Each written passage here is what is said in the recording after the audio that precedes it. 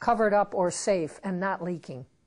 Now, this book, this book, Telling the Truth About Chernobyl, was published by the New York Academy of Sciences, a rather prestigious organization. What about the rest of, I don't know, the scientific establishment?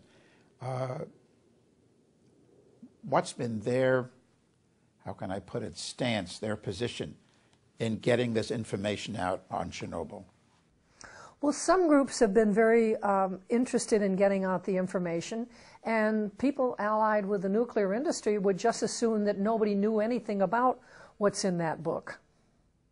How did Dr. Yablokov and the doctors Nestorenko embark on this journey with you of looking into the impacts of Chernobyl?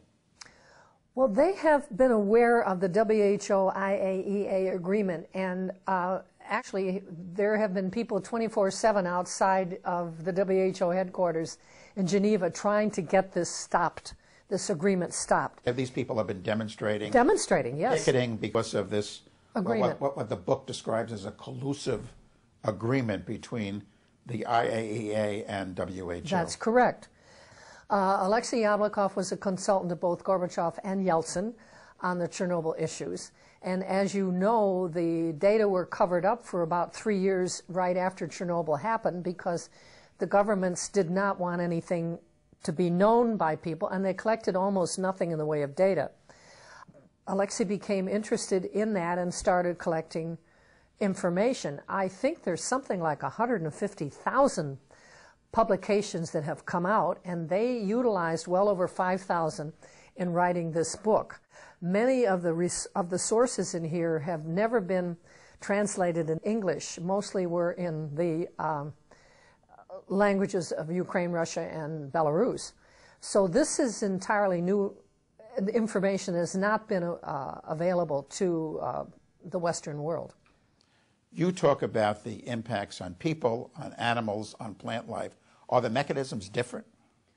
No, essentially the mechanisms are the same. Exposure to these radioactive isotopes are taken up by plants, are taken up by birds, taken up by humans, and damage the cells, kill some of the cells, damage the DNA, damage the genetic mechanisms of species. Now, if it kills a cell, then it's not going to go on to cause cancer. If it damages a cell, it can go on to cause cancer or a birth defect in a human, a bird, or even quote, birth defects in plants. Plants have been altered by Chernobyl.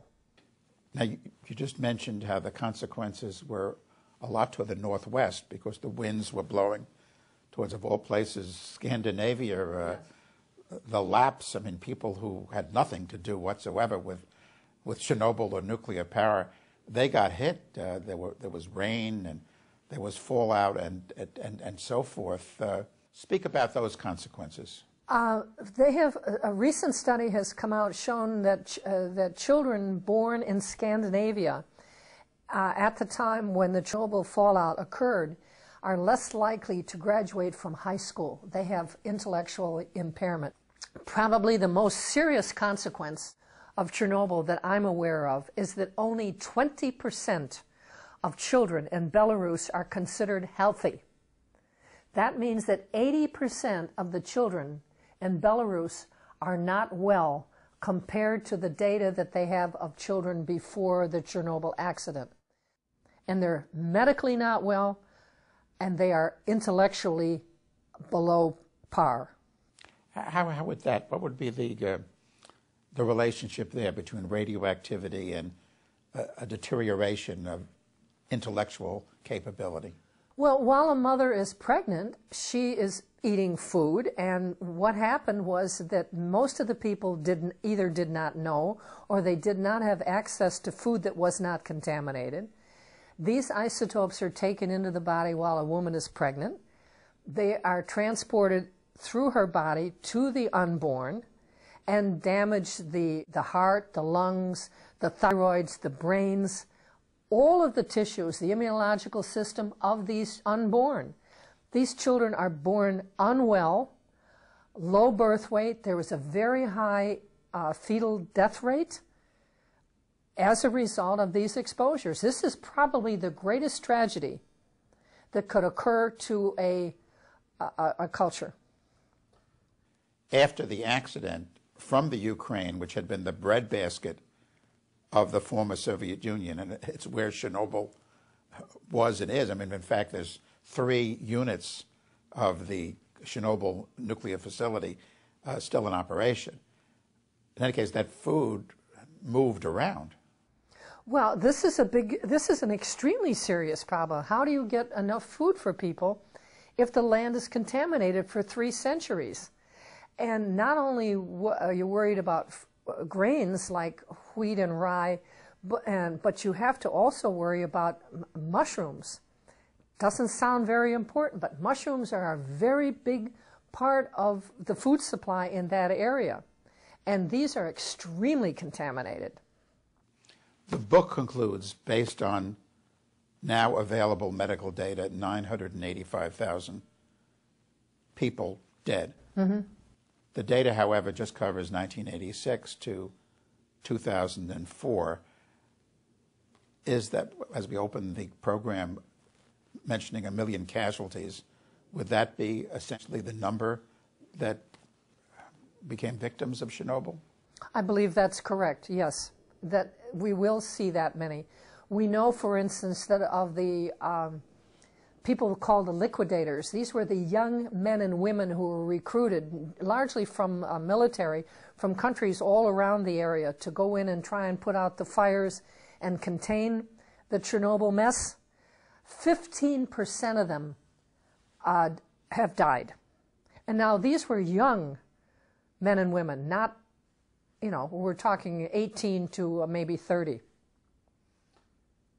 Dr. Sherman, in terms of the amount of radioactivity emitted from the plant, there too there's a big discrepancy between what's revealed in this book and what's been acknowledged up to now. Absolutely. And if a small amount was emitted, then we have to conclude that low levels of radiation are extremely damaging. If large levels were emitted, then we have to understand how much damage has been done. But we really don't know yet because nobody has been able to go in and find out what is actually left in the reactor that is leaking into the groundwater. What does this say about the safety of nuclear power?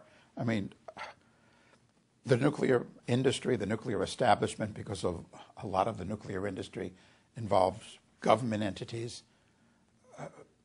pushes on to revive nuclear power, to create a nuclear renaissance, to build many, many more nuclear power plants. What's the lesson of Chernobyl and that? I think the lesson of Chernobyl is that we should be very cautious before we push technology.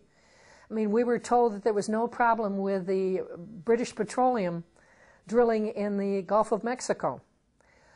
There is one issue of technology where engineers do certain things, but they don't understand the biology.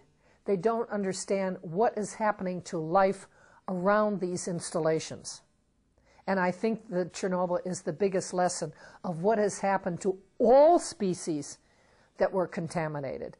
No exceptions. I mean, the book indeed talks about owls, and could you elaborate on some of the effects on animals?